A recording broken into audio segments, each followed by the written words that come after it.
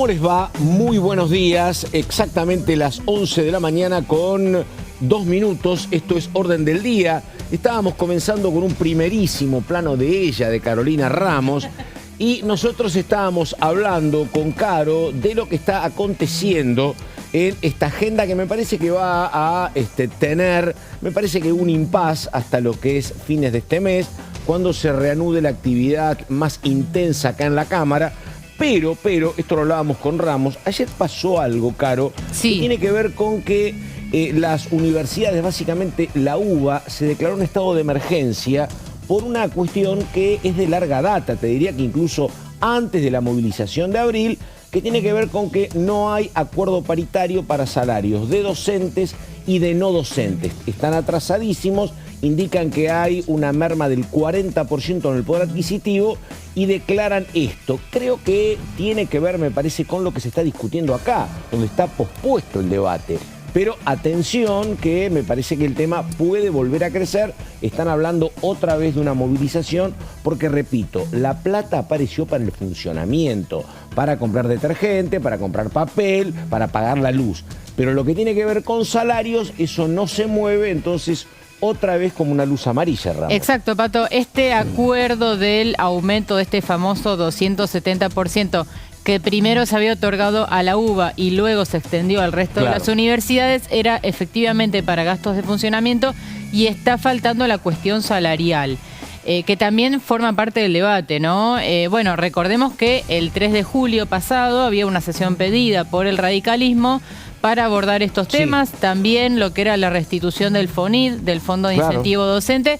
Eso quedó postergado por el momento. De Loredo pidió posponer la sesión para el mes de agosto sin fecha prevista, pero es un debate que está latente, digamos. No descartemos que en algún momento pueda desatarse definitivamente porque las universidades ya están volviendo a reclamar, ¿no? Es que bueno, el Ejecutivo lo dice cada vez que puede. La gran cuestión en materia económica es el sostenimiento de por lo menos el equilibrio o el superávit fiscal. Y cualquiera de estas cuestiones son como muy sensibles. El tema jubilatorio, el tema universitario, son temas que significan mucho movimiento de plata. Y por eso me parece que están viendo. Si yo concedo acá, el tema del equilibrio empieza a entrar en rojo. Y otra vez, Pato, el presidente Javier Milei hace pocas horas también reiterando este calificativo de degenerados fiscales, ¿no? Exactamente. Para con los legisladores que, bueno, en su momento votaron la mejora jubilatoria, que está pendiente de tratamiento en el Senado.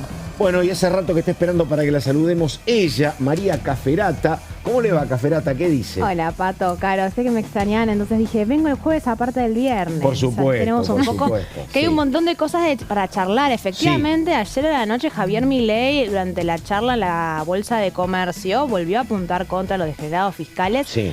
En un contexto aparte, Pato, que sabemos que si bien la discusión se está dando en el Senado respecto al aumento de la jubilación mínima, están habiendo conversaciones entre Casa Rosada y sectores del radicalismo, tanto en diputados como el Senado, para ver si se puede modificar ese proyecto.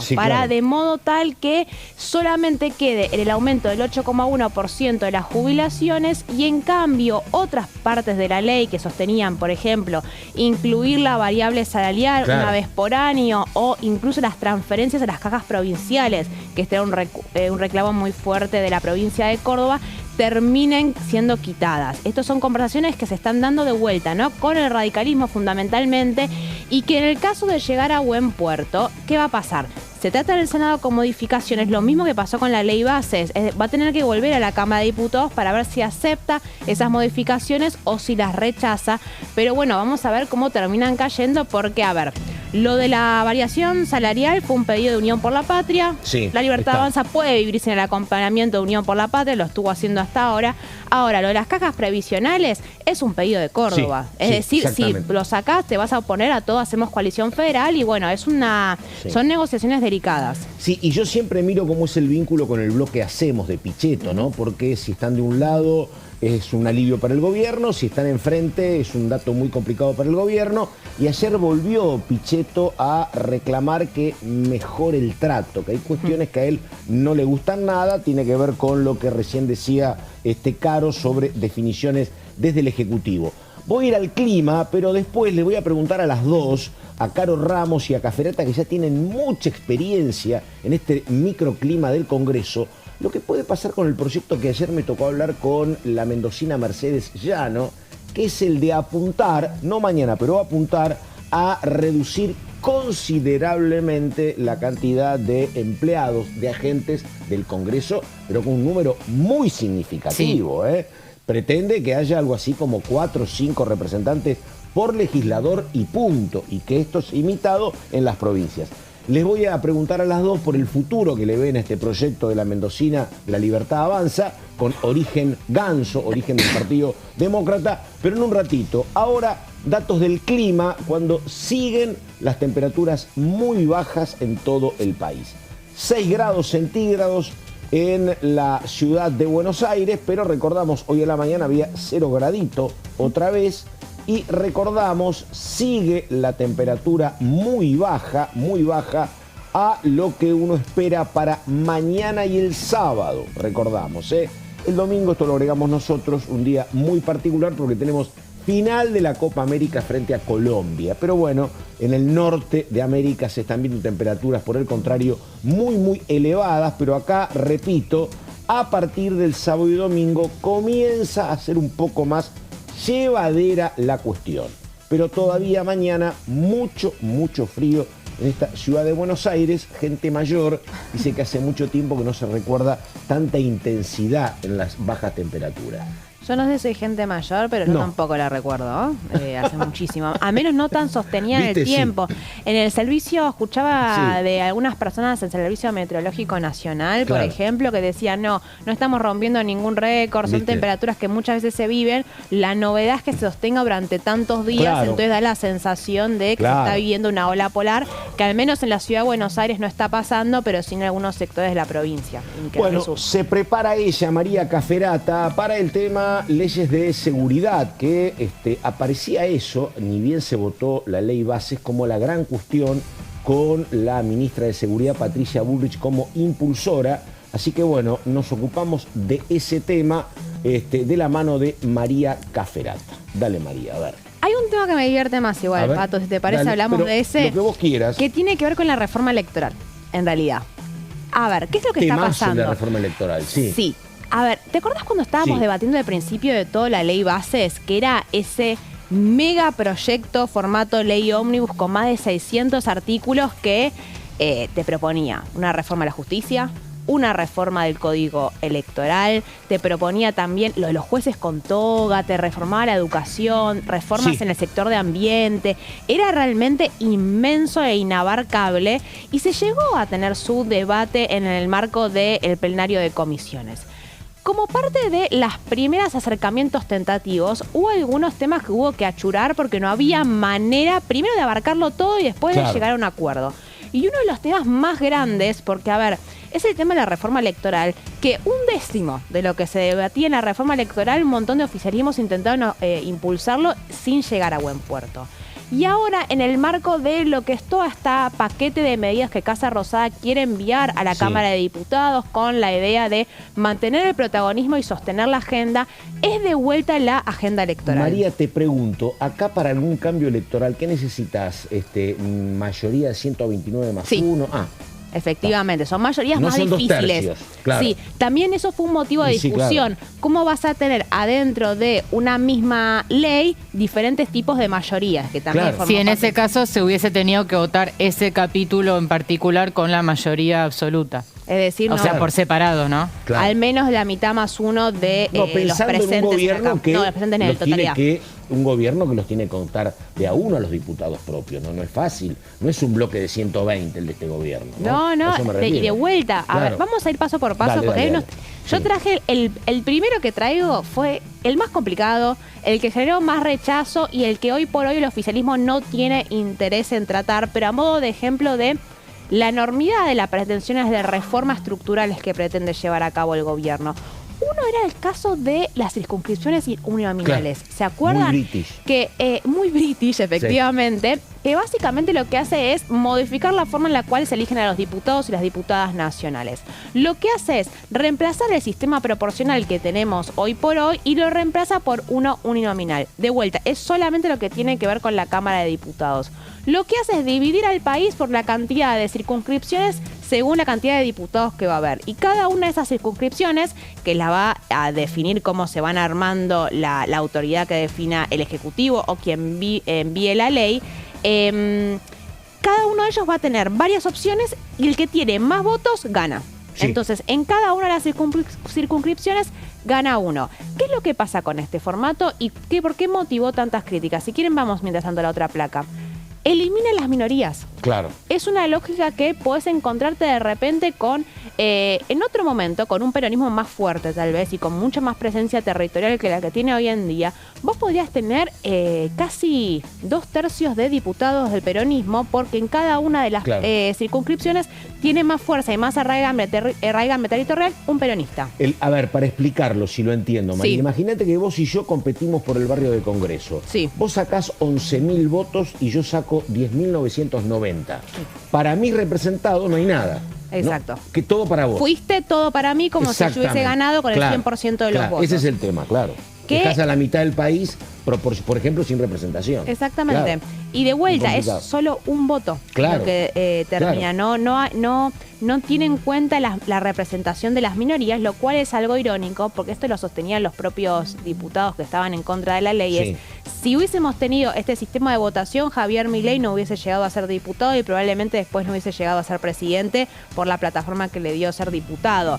Porque de vuelta, salís tercero. Olvídate, no ingresás a la Cámara de Diputados. Habría que mirar muy fino lo que pasa con el poder económico de algún candidato, ¿no? Que te puede hacer un desastre con el poder económico, claro. Y ahí tienen mucho más pesos los lobbies sectoriales, las actividades económicas de cada una de las provincias, en este caso van a ser circunscripciones, sí, efectivamente. ¿Pero eso viene ahora para la ley uninominal? No, esto es lo único, no, porque de vuelta.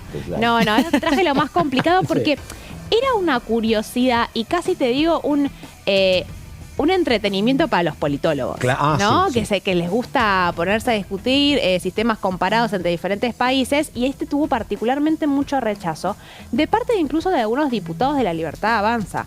Hay un diputado particular libertario de Tierra del Fuego que le reconocía con esta ley, Tierra del Fuego va a pasar a tener un solo diputado. Claro. Es decir, porque lo que hace es, aparte de modificar cuántos diputados cada habitantes hay, acá lo va a hacer una banca cada 180.000 habitantes, lo que va a llevar a que va a bajar la cantidad de diputados y diputadas, va a llevar a 254 según los cálculos. Pro conurbano esto, ¿no? Es absolutamente muy pro conurbano, absolutamente. Y lo que hace... va muy en contra de aquellas provincias que no tienen mucha población. Porque la base del peronismo es la tercera sesión electoral y vos sos La Libertad Avanza, no es lo mejor facilitarle esa cuestión. ¿Y qué es lo que pasa con la Patagonia? Si vos le sacás el piso mínimo de 5 diputados por provincia, que hoy existe, Tierra del Fuego va a dejar de tener tanta representación. Había otras, Catamarca iba a pasar lo mismo. La Pampa también. Chubut, no sé qué te pasa, Santa Cruz, ahí hay una pérdida muy clara de la Patagonia. Si recordamos, la Patagonia ha tenido mucha incidencia en el marco de como sector, ¿no? Más allá de los partidos, en el marco de las negociaciones por la ley bases, así que de vuelta. Era lo que centralizaba el debate, la reforma electoral en su momento, y que hoy por hoy en Casa Rosada te dicen que esto no se va a plantear. Pero yo lo quería traer porque me parecía muy divertido. Muy interesante, sí.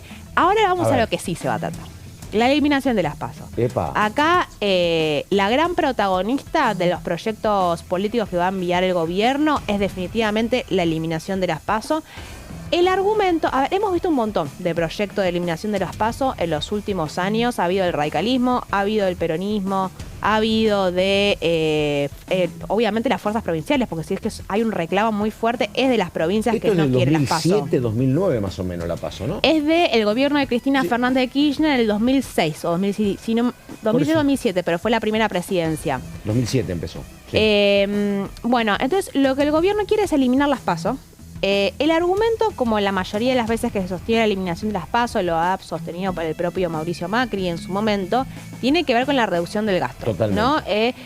Los inmensos costos que generan en todo el país hacer siempre 2 y hasta a veces 3 elecciones debido a las 50 millones, primarias. dijo Franco. Así Sí, es. de dólares, sí. La realidad es que hay un motivo político detrás de eso, Y como sí. siempre que se plantea la eliminación de las PASO, y que tiene que ver con las elecciones del 2025 y esta dinámica de negociaciones que la Libertad Avanza está teniendo con el PRO. Claro. ¿No? La Libertad Avanza, Milei, Karina Milei específicamente, quieren fusionarse con el PRO y que en todo caso sea la Libertad Avanza la que arma las listas. Mauricio Macri, en el marco de su interna con Patricia Bullrich, no quiere saber nada No, claro. de eso. Y si existen las PASO, Mauricio Macri puede pedirle a la Libertad Avanza de ir a paso en cada una de las provincias. Y con un PRO que tiene de vuelta un desarrollo territorial mucho más importante que la Libertad Avanza, existe la posibilidad de que la mayoría de los diputados y los senadores que sean electos el año que viene terminen siendo del PRO y no propios puros de la Libertad Avanza. Claro. Entonces, se está dando una discusión en esos términos y por eso hay mucho interés en eliminar las PASO, para quitarle esa herramienta al PRO. Decirle, o te fusionás conmigo y armamos las listas entre los dos con mayor peso de mi lapicera, o jugás por afuera y te arriesgás a quedar tercero o cuarto. Claro. Porque nosotros tenemos una muy buena imagen positiva y te quitamos la gran mayoría de los votos. Esa es la discusión política que se está dando por hoy y por eso es tan importante la eliminación de las PASO. Recordamos, esto es tan loco y tan vertiginoso, María, porque ahora me haces acordar que hubo una PASO entre radicales y PRO y Juntos por el Cambio, ahora nomás. ¿No? Bueno, claro. El PRO tiene muchos críticos de las PASO Claro. y nadie ha usado tanto las PASO como el PRO. Facundo Manes perdió una primaria en el Juntos por el Cambio en la provincia. Y Mauricio Macri ganó Claro. la de Cambiemos La Cambiemos originalmente. la primera vez, claro, contra Carrió y Sanz. Exactamente. El motivo de la creación de Juntos por el Cambio, primero Cambiemos, fue precisamente una PASO. Claro. Y después hubo una PASO el año pasado entre Patricia Bullrich y Horacio Rodríguez Larreta, Claro. precisamente. Entonces, el PRO, pese a las críticas que hay con la herramienta, se ha valido mucho de ella y ha logrado dirimir muchas de sus discusiones Puyaro le ganó a internas. Lozada en Santa Fe. Así es. Sí, Claro. sí, Juntos por el Cambio lo usó en Claro. todo el país. Sí, sí. Dentro de esta dinámica que estaba viendo entre el arretismo y el burrichismo muy fuerte adentro de Juntos por el Cambio. Por el contrario, el peronismo, casi nada, Claro, ¿no? No, exactamente. Salvo algún lugar, pero sí. Sí, incluso la interna que hubo en su momento entre Sergio Massa y Grabois fue Sí. más bien una manera de reconocer a un sector del electorado que respaldaba a Grabois, no quería votarlo a Sergio No Massa. era y que competitiva, digamos. Exactamente, No claro. era competitiva porque sí, fue la Suma diferencia el fue enorme. 5%, ahora sí, exactamente. Así A que ver. bueno, eso, tema de eliminación de las PASO, me parece que es de todos los proyectos el que más le interesa a la Libertad Avanza de sancionar y que creen que pueden sacarlo con algunos votos del peronismo. ¿Y el otro financiamiento de los partidos políticos? Bueno, este es el otro punto Claro. que ya estaba en la ley bases y que es más complicado, porque acá de vuelta tenés algunos cuestionamientos del radicalismo, tenés cuestionamientos incluso de algunas espadas del PRO, y ni que hablar de Unión por la Patria, por lo que a lo que hace es modificar todo el sistema de financiamiento de los partidos políticos. Algunas de las cuestiones que sostenía la ley bases y que ya te dicen desde el oficialismo que van a ingresar cuando se trate el proyecto en la Cámara de Diputados. Lo más importante es que elimina el tope de aportes de los privados, de las empresas o incluso de las personas a los partidos. Hoy en día hay un tope que se puede sostener y no es que cualquier empresa puede cubrirte, si así lo No. quiere, el 100% de tu campaña, ¿no? Hay topes específicos que tienen que ver con evitar el lobby empresarial y que los candidatos no dependan tan fuertemente de un solo aportante, que es algo que Y eso sucede se eliminaría. y eso Los se topes. eliminaría. Muy complicado, digo. Claro. Imagínate que hoy una agencia de apuestas electrónicas del deporte te pone todo. ¿Cómo haces vos después, diputado o el bloque, para legislar sobre ese Hay tema? conflicto ¿no? de intereses, Claro, claramente. claro. Claramente, por eso Digo, pasa genera siempre el mucho- aporte, pero una cosa es que estén regulados, otra cosa es que no estén regulados, me parece. Por eso la garantía del aporte estatal es justamente esa, ¿no? Claro. Que el legislador no pueda ser cooptado por esos intereses económicos. Sí, que a ver, sabemos que Sí, claro. en negro, en condiciones Claro. informales, hay aportes más grandes. Sí, sí, Ahora, sí, lo sí. que hace esto de alguna manera blanquearlo y legitimarlo esas mismas presiones que pueden existir, porque lo que dice Caro, para eso están los aportes estatales, Claro. pero Claro. lo que hacía esta ley o este capítulo de la ley es eliminar y limitar esa cantidad de aportes. Y si la izquierda, pobre izquierda, nunca va a tener el respaldo del Claro. sector empresarial. Claro. El principal sector que se está oponiendo a Claro, esto es precisamente obviamente. la izquierda. ¿Cómo haces para Obviamente. imprimir las boletas? Claro. ¿Cómo haces para financiar la campaña, los espacios de publicidad, los espacios gratuitos en todos los medios que van a estar obligados a ofrecer No la veo a las cuando arranca mineras la campaña? bancando al frente de izquierda, claro, No. por ejemplo. Exactamente. O ninguna de las grandes empresas. Claro, Así claro. que, bueno, a prestar atención, este es de vuelta, el argumento es el mismo de reducir el costo que tiene para el Estado y que se encarguen los privados de financiar a la política, pero en el marco del panorama de voluntades que pueden acompañar esta reforma es mucho menor que el caso de la eliminación de las PASO. Así que nada, Pato, esto es uno de los temas que se vienen seguramente en 1, 2, 3 semanas. La intención del gobierno es empezar a tratarlo a partir de agosto. Y esto, para agregarlo solamente Sí. aparte, A ver. afuera de la ley bases, y que tiene que ver con otro de los puntos que insiste hoy por hoy el gobierno nacional vinculado a las elecciones, está la boleta única de papel, que recordemos se debatió y se aprobó en la Cámara de Diputados hace un par de años ya. Sí. Él había sido el resultado de una mayoría opositora a entonces peronismo, que había logrado empujarlo y se terminó siendo paralizado en el Senado. Bueno, hay un deseo del oficialismo de darle impulso en el Senado. Y después esta otra propuesta que salió más por trascendidos que por testimonios efectivos de algunos funcionarios de Casa Rosada, que tiene que ver con la baja de la edad de votación. La lógica es la siguiente. Si se quiere bajar la edad de imputabilidad, que es un proyecto de Cunio Libarona y Patricia Bullrich a los 14 años, bueno, lo mismo tendría que hacerse para la edad de votación. La realidad es ¿Eso que quién lo sostiene? lo sostienen en Casa Rosada. Ah, en Casa Rosada. Sí, mirá. es como Epa. esa Pero se fue desinflando, me parece, la idea, ¿no?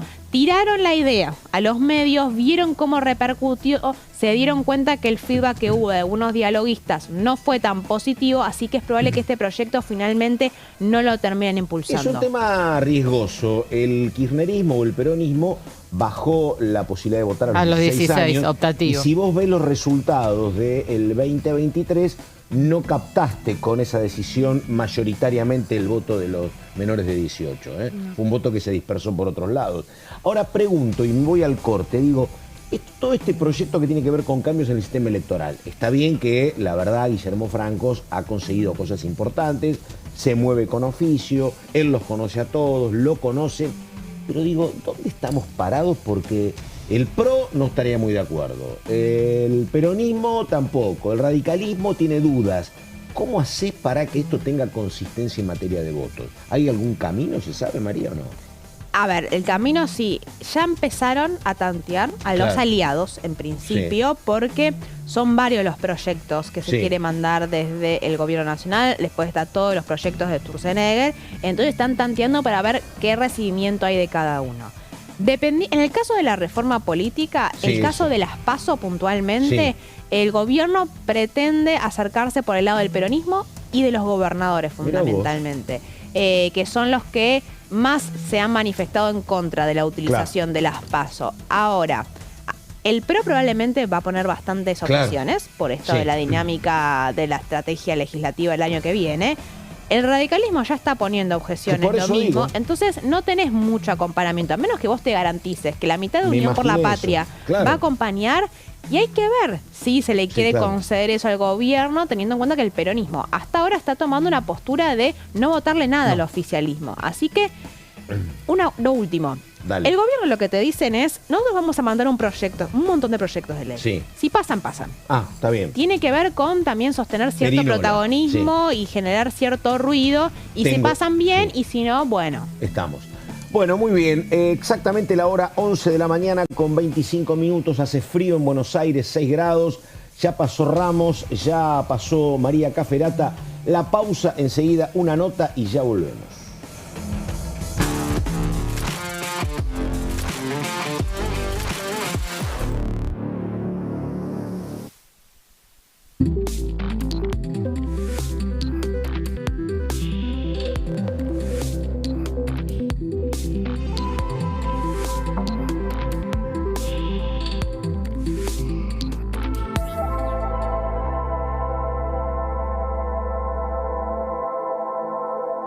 Dengue, Zika y chikungunya. Presta atención a estos síntomas.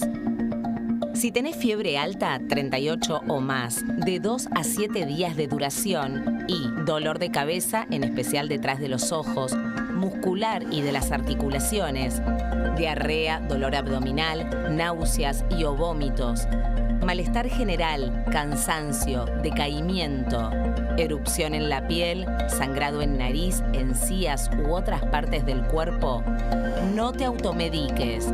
Toma mucho líquido, usa repelente y acércate a un centro de salud.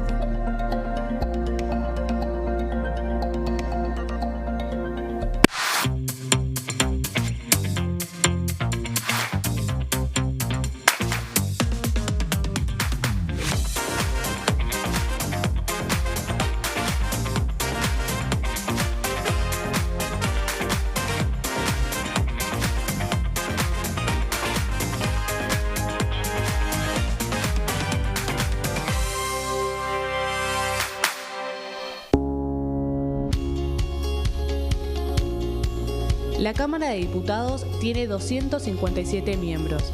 Los diputados debaten y sancionan leyes que rigen en todo el territorio nacional. Algunas de las más importantes son el presupuesto de gastos generales del Estado, el Código Civil, el Código Penal, la forma en que se rige el trabajo, las jubilaciones, entre tantas otras. Además, controla y hace un seguimiento de las políticas del Poder Ejecutivo a través de la visita de diferentes funcionarios o el pedido de informes, así como la posibilidad de realizar juicios políticos a los funcionarios. La duración de los mandatos de los diputados es de 4 años y pueden ser reelegidos indefinidamente. Desde el momento en que asumen y hasta el final de su mandato, no pueden ser acusados, interrogados judicialmente, ni molestados por las opiniones o discursos que imitan desempeñando su mandato. Son requisitos para ser diputado tener al menos 25 años, 4 años de ciudadanía argentina y haber nacido en la provincia por la que se postula o haber residido en ella los 2 años precedentes. Se agrupan en bloques que expresan partidos políticos o afinidad ideológica. Existen también los monobloques integrados por un solo diputado. En este momento millones de niños y niñas tienen desnutrición severa. Algunos están tan débiles que apenas pueden pararse, pero con tu ayuda podemos salvar a los niños. Este alimento terapéutico listo para usar está lleno de vitaminas y nutrientes esenciales que ayudan a los niños y a las niñas a recuperarse de la desnutrición. Gracias a personas como vos, ayudamos a salvar a millones de niños cada año. Da un simple paso, dona ahora y ayúdanos a seguir salvando vidas.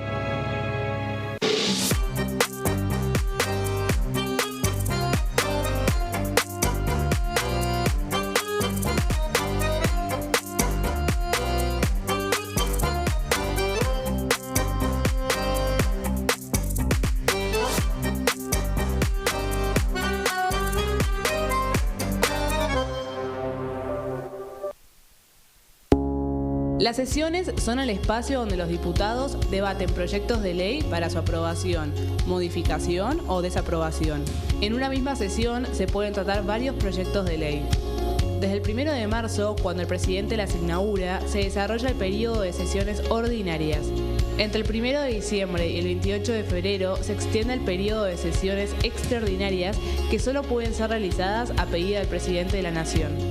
En el recinto, el bloque oficialista se dispone a la derecha del presidente de la Cámara, el bloque opositor mayoritario a la izquierda y en el centro los bloques con menos cantidad de integrantes.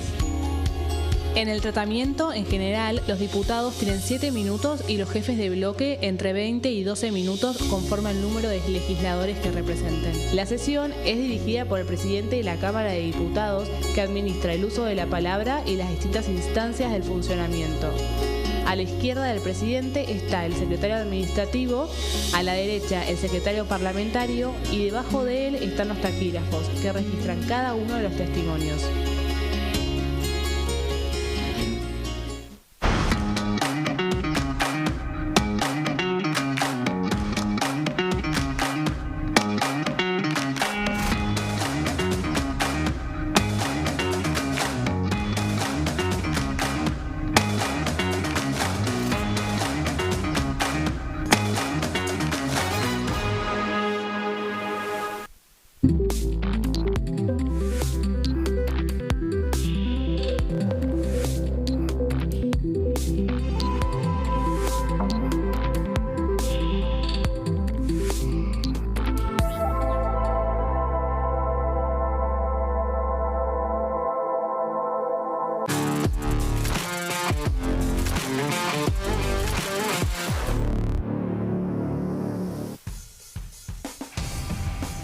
Bueno, muy bien, estamos viendo en este momento lo último que había en materia de anuncios políticos, exactamente la hora 11 de la mañana con 32 minutos. En un ratito vamos a estar con todas las placas, con Caro y la educación como servicio esencial, Ramos, que sí, me parece que se vincula al primer tema que hablábamos, ¿no? Que tiene que ver con lo que está pasando en la UBA, que dice, che, esto no da más, no hay aumento para los docentes, no hay aumento para los no docentes, así que estamos complicados.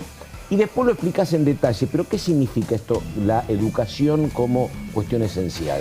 Sí, básicamente es garantizar un piso mínimo de asistencia del personal docente, claro, y no docente, y que las escuelas estén abiertas, básicamente, a pesar de los días de paro, y vamos a ver qué consecuencias tendrían no acatar esas claro, medidas. Es un proyecto que llamativamente quedó afuera de la sesión prevista para el día 7 de agosto.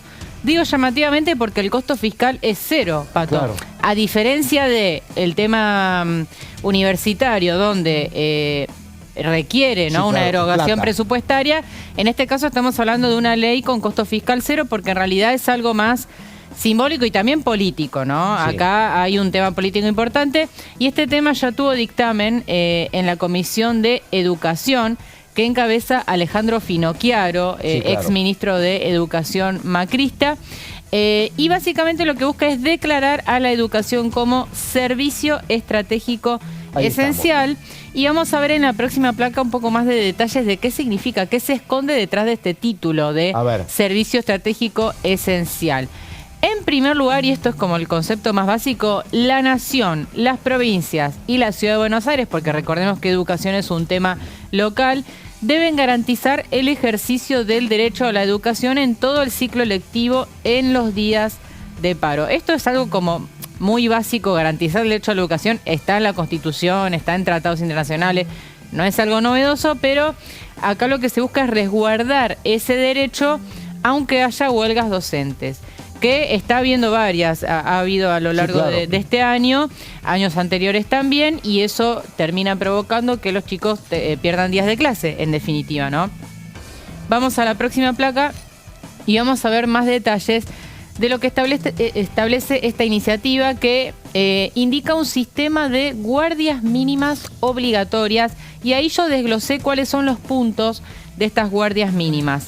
En primer lugar, como básico, la apertura de todos los establecimientos educativos en todos los niveles y modalidades. En los días de paro. En los días de paro. ¿Esto qué quiere decir? Que las escuelas, las universidades, casas de estudios, etcétera, van a tener que estar abiertas en todos sus niveles, en todas sus modalidades, a pesar de que haya días de paro. Esto como en primer lugar.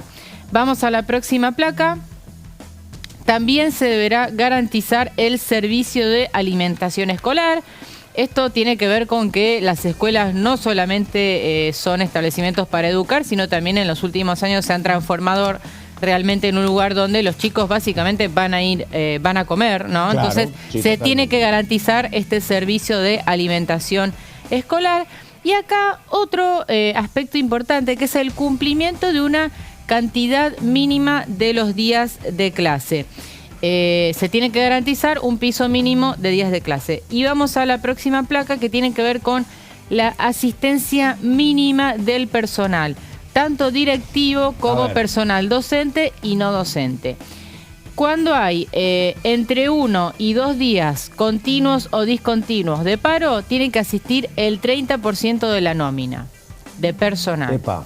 Y a partir de los 3 días, que ya sean continuos o discontinuos de paro, se tiene que garantizar el 50% de la nómina. O sea, la mitad de los trabajadores de una escuela, ¿no? Ya sea directivos, docentes, no docentes. 3 días es cuando el conflicto ya ha escalado mucho, ¿no? Exacto. Sí, no es tan usual, me parece, no, más de 3 días. Totalmente. Pero entre 1 y 2 días sí. Aparte, establece ya sean continuos o discontinuos. Entonces, está hablando de un parámetro importante.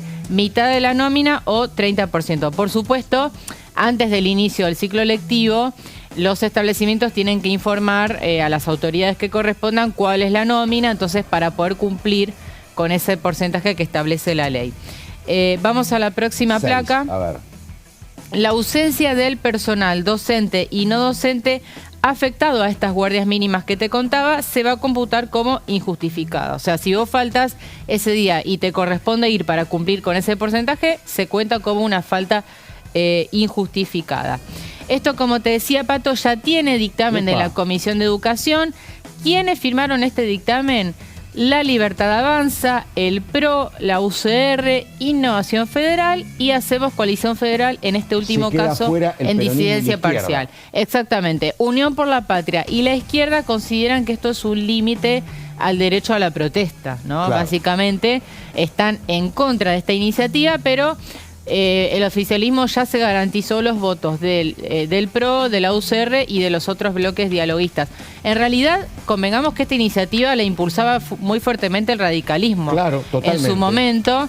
De hecho, cuando se estaba debatiendo, recuerdo, el financiamiento universitario, hubo un intento del radicalismo de colar este tema de la esencialidad educativa. Los demás le respondieron, no estamos debatiendo ese tema, pero claramente a la UCR queriendo llevar esa bandera. El PRO, por supuesto, también lo acompaña fuertemente y el oficialismo de alguna manera se hace eco en un intento también de darle lugar a la agenda de otros espacios, ¿no? Claro.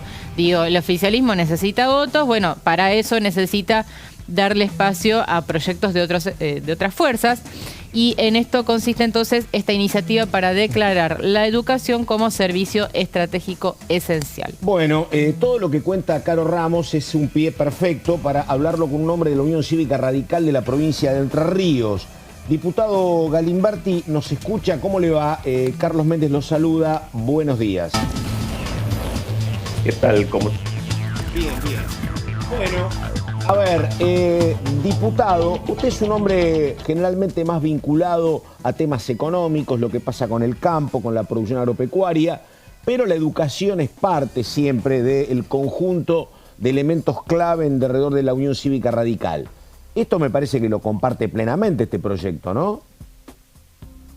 Bueno, hay en líneas generales un acompañamiento de parte del bloque a esta idea de que ante las medidas de fuerza, declarando la educación como servicio esencial, tenga que existir, llamémosle entre comillas, una especie de atención mínima, sobre todo en los establecimientos educativos. Usted lo escuchaba recién en los momentos previos.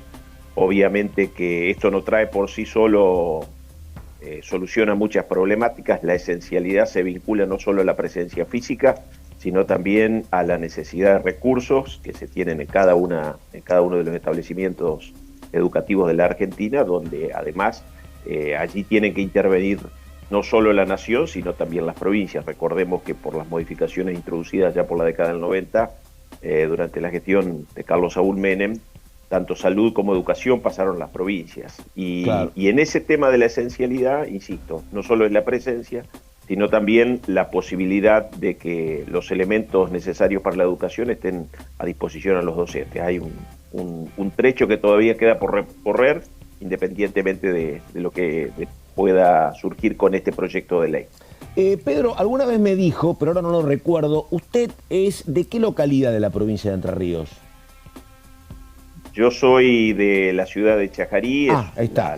Por la autovía 14, sí. Costa del río Uruguay, camino hacia el norte, última ciudad antes de la provincia de Corrientes. Por eso, es una ciudad no tan grande, se conocen casi todos, usted los conoce.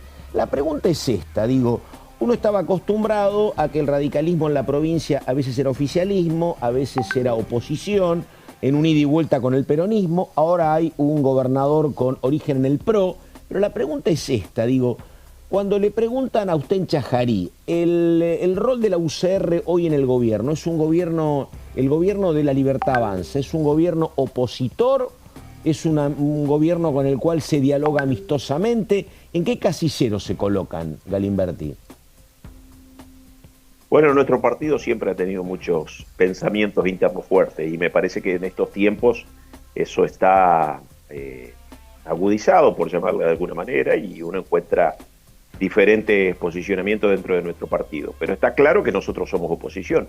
La gente nos ha puesto en un rol muy claro en las elecciones del año pasado, independientemente de que en materia legislativa hay una gran fragmentación en el Congreso.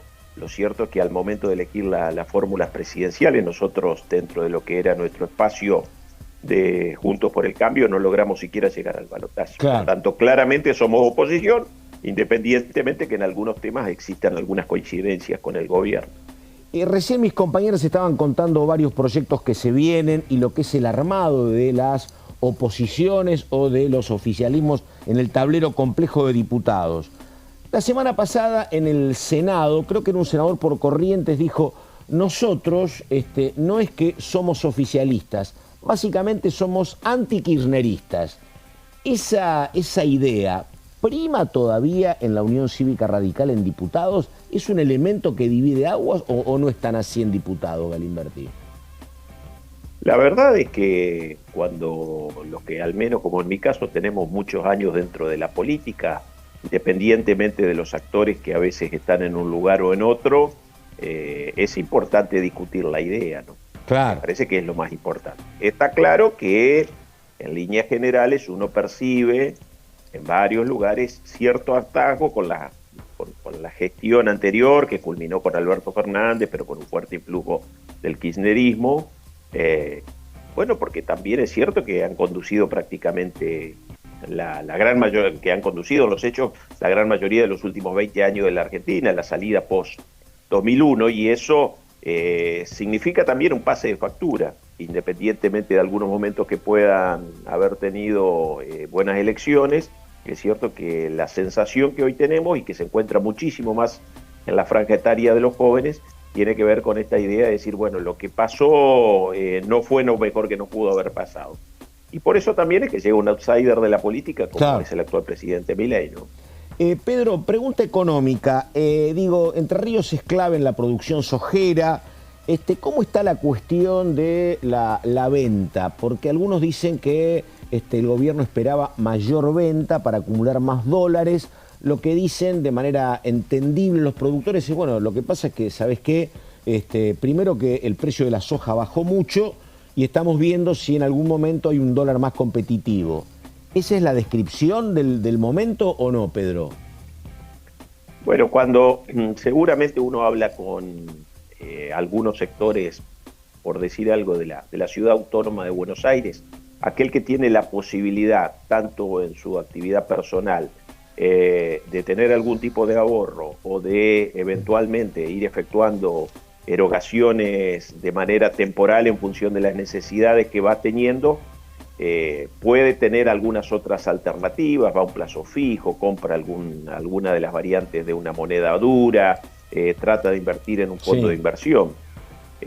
Yo nací y viví prácticamente hasta los 40 años en una zona agropecuaria. El colono de nuestra zona, el productor de nuestra zona, el pequeño mediano, cuando le va sobrando algo, no solo porque le puede haber ido muy bien en la cosecha, muchas veces tiene que ver también con que no todas las erogaciones se realizan una sola vez en el año, sino que la venta se va efectuando de manera parcial. Y la verdad es que sobre todo aquellos que trabajan sobre la base de una cosecha, cuando se cosecha, lo primero que se hace, si hay créditos, y cuando se trabaja con una cooperativa, con una institución crediticia, es tratar de pagar lo que se pidió por adelantado. Y después el resto de las cuestiones se va guardando, y sobre todo en un país como la Argentina, donde suele haber algunos desfasajes económicos, y la mayor parte de los insumos agropecuarios están dolarizados. Por tanto, no hay mejor manera, y además es la que entiende cada uno de esos productores, la que mejor entiende, se quedan con el producto hasta que necesitan luego volver a invertir para lo que tiene que ver con su propia tarea. Acá no hay ninguna maniobra especulativa, hay una cuestión, si se quiere, hasta cultural, de lo que hace al desarrollo de la producción y a los propios vaivenes de la Argentina, ¿no? Ahí está, Pedro Galimberti, hombre de Chajarí, Entre Ríos, Unión Cívica Radical. Diputado, muchas gracias, buen día y hasta cualquier momento. Un saludo para ustedes, hasta cualquier momento. Bueno, la palabra del diputado Galimberti plasmando, lo que tienen de bueno los radicales es que ninguno te tapa el cielo con una mano, te dice, sí, la verdad, tenemos un montón de internas, tenemos divisiones, distintas miradas, pero después a la hora de votar tampoco votan tan divididos, me parece, los radicales, ¿no? Y ha habido algunas divisiones. Pero de a dos nada más, ¿no? No, sí, en la primera edición de la ley base hubo dos diputados que se desmarcaron, Facundo Manes y Pablo Juliano, después se abstuvieron, después votaron a favor, de a poquito parecía que se iba encaminando. El tema educativo divide mucho. Claro. También cuando recientemente de Loredo bajó esta sesión que te comentaba, hubo algún que otro chispazo interno. Bueno, es un bloque que tiene esas diferencias, ¿no? Sí. Claramente. Sí. Bueno, y además tiene que ver con el reacomodamiento de todo el mapa político a partir de Milei presidente, ¿no? De todas maneras, los politólogos te dicen que los que la tienen más complicada son los integrantes del PRO, ¿no? En ver qué lugar en el mundo ocupan con la irrupción de la Libertad Avanza, con lo que vos contabas de la decisión de Karina Milei de avanzar en todos los distritos, ¿no? El radicalismo, bueno, tiene gobernadores, habrá que ver, hace rato que ya viene conviviendo con esto que era Juntos por el Cambio, ¿no? Habrá que ver qué es lo que pasa. Pero para el PRO, encontrar un lugar en el mundo es como muy complejo, ¿no? Sí. Con Bullrich, ministra de la Libertad Avanza, además, ¿no? Ahí creo que en problemas de representatividad compiten un poco el PRO y el radicalismo. Porque es cierto que el PRO, más allá de las diferencias internas y la discusión que está habiendo entre Macri y Bullrich, está planeando y está diagramando una estrategia de armado con la Libertad Avanza para el año que viene. ¿Qué formato final va a tener? No lo sabemos, pero va a haber una coalición probablemente oficialista que integra Libertad Avanza y el PRO.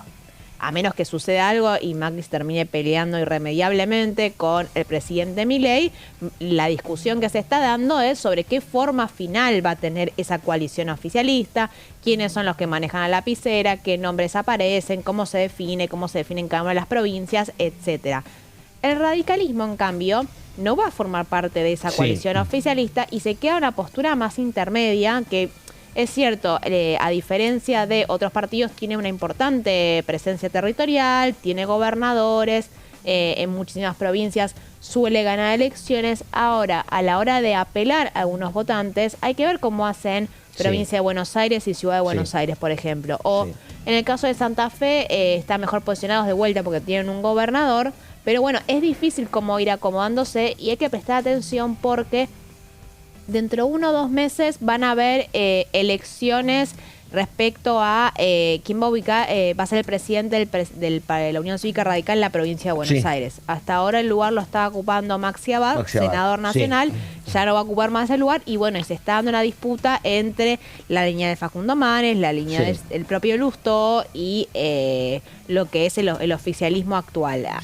El radicalismo está teniendo muchas discusiones y particularmente sí es cierto que al menos por estos días se ha ordenado en el Senado y en diputados. Está teniendo un acompañamiento muy claro al gobierno nacional. La línea más mileísta, si así se quiere, que representa a Rodrigo de Loredo, hasta ahora está teniendo más protagonismo. Lo vimos cuando se cayó la sesión por universidades y lo vimos cuando se cayó la posibilidad de tratar el proyecto de jubilaciones y ahora lo vemos en las negociaciones que están habiendo para modificar el proyecto de jubilaciones. Así que, más allá de las discusiones internas, hoy en día el radicalismo parece más, en todo caso, para afuera más ordenado, sabiendo que adentro no. Sí, yo lo que veo, el problema que creo que tiene el PRO, me parece que tiene Macri, es, imagínate que se pelea muy mal Macri con Milei por algunas cuestiones, por lo que pasó, si querés, en la noche del 8 de julio.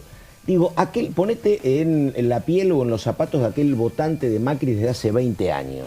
Por más que se peleen mucho Milei y Macri, digo, es raro que ese votante que lo votó a Macri está mucho más cerca de Milei que de la Unión Cívica Radical, del peronismo o la izquierda, ¿no? Eso es lo que yo veo, digo. Creo que Santiago Caputo dice, a los del PRO ya los tenemos adentro. Digo, porque un radical puede decir, bueno, me estoy más cerca de Lustó que más cerca de Maxi Abad, o está Facundo Manes. Pero digo, me parece que el votante del PRO, si hay una escisión, no tiene otro lugar donde irse que no sea acompañar a Milei, me parece, o la Libertad Avanza. Es más difícil, digo. Qué sé yo, que vos digas, no estoy de acuerdo con la Libertad Avanza y sigo con el PRO. Puede ser que haya un espacio. Esa es la lectura de Bullrich. Ah, sí, claro. Patricia Bullrich y todos los que la siguen y su entorno y los diputados bullrichistas sostienen eso mismo. Hoy por hoy al PRO se lo comió la Libertad Avanza y los votantes que hace 10 años lo votaban a Mauricio Macri, hoy en día lo votan a Javier Milei y no hay ningún motivo por el cual dejarían de votar el PRO, dejarían de votar Libertad Avanza para votar el PRO. Mauricio Macri tiene otro análisis. Sí. Larreta tiene tal vez otro análisis y mirada, varios dirigentes claro, tienen. Pero Larreta no te dice no te dice como Macri, che, la gente votó motosierra. Larreta tiene la mirada de Guadalupe Tagliaferri, si querés. Es más entendible ideológicamente, sí, ¿no? pero Me cuando parece, te pones a analizar quién tiene mayoría, al menos en la Cámara de Diputados, Macri. hay más Macri. No, claro. En ese sentido, hay, más allá de que Macri es el líder del partido, es su fundador, hay más diputados que sostienen en la importancia de mantener un perfil, porque el PRO existe hace muchísimos años y hay que ver qué pasa después a futuro. No, claro. Entonces, mantener cierta y eso distancia. es un riesgo para el gobierno. Si vos te peleás con el macrismo por alguna cuestión y las heridas están, digo, tenés riesgo porque el que preside ese bloque es Cristian Ritondo, y está María Eugenia Vidal, y todos, claro. Si no todos te acompañan hoy ese en día sector, magristas. es un problema para vos si no te acompañan, claro. Y que sostienen la importancia de defender la independencia del PRO y no fusionarlo con la Libertad Avanza. Ahí hay de vuelta una idea de que el PRO existió todos estos años y no va a desaparecer tan fácil. Y que todavía falta ver qué va a pasar con el futuro de la presidencia de Javier Milei. Y es importante mantenerse a la par porque la plataforma electoral es prácticamente la misma, pero con una identidad propia. Y Macri le pone garra, para eso, para que el partido no se muera. Hizo 25.000 kilómetros, la verdad, Macri, en serio. Para estar presente, para decir acá vengo. Después no le gustó cómo lo trataron en Tucumán. Pero la verdad, él quiere seguir armando, ¿no? Esto de que yo no sabía que se volvía a Europa después, pero hizo Madrid, Wembley, Tucumán y se volvió a España, ¿no? Para no firmar el pacto, para quedarse a la puerta de la casa de Tucumán. Claro. Sí, complicado. Complicado, creo que el gobierno pone en una crisis de identidad a todos los espacios opositores. El radicalismo no la tiene fácil tampoco, porque además ayer me comentaban, el bloque puede quedar muy reducido acá en diputados. Corre el riesgo de quedar raquítico casi. ¿El del PRO? El de la UCR. UCR, por la cantidad de bancas que arriesga y la necesidad de, mostrar una oferta electoral que convenza, ¿no? Porque ahí tenés a Manes, a Lustó, tenés los gobernadores. Hay todavía no está muy definido quién es el representante único del espacio, entonces le va a ser complicado al radicalismo mantener esa estructura de bloque que hasta ahora ha sido el sostén principal, ¿no?, del partido en el Congreso. Ahí está, muy informadas, muy documentadas las dos, Carolina Ramos y María Caferata. Nosotros nos tenemos que ir yendo.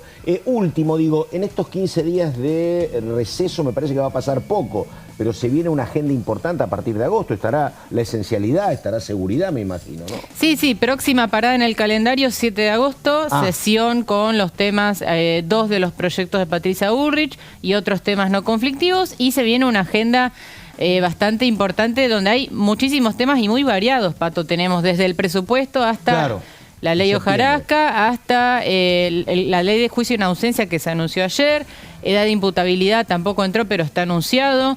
Esencialidad educativa, hay muchísimos temas, ficha limpia, jubilaciones, hay para rato. Ahí está, a las 2, muchísimas gracias. Chau María, chau Caro. Enseguida la continuidad de DTV. Hasta mañana.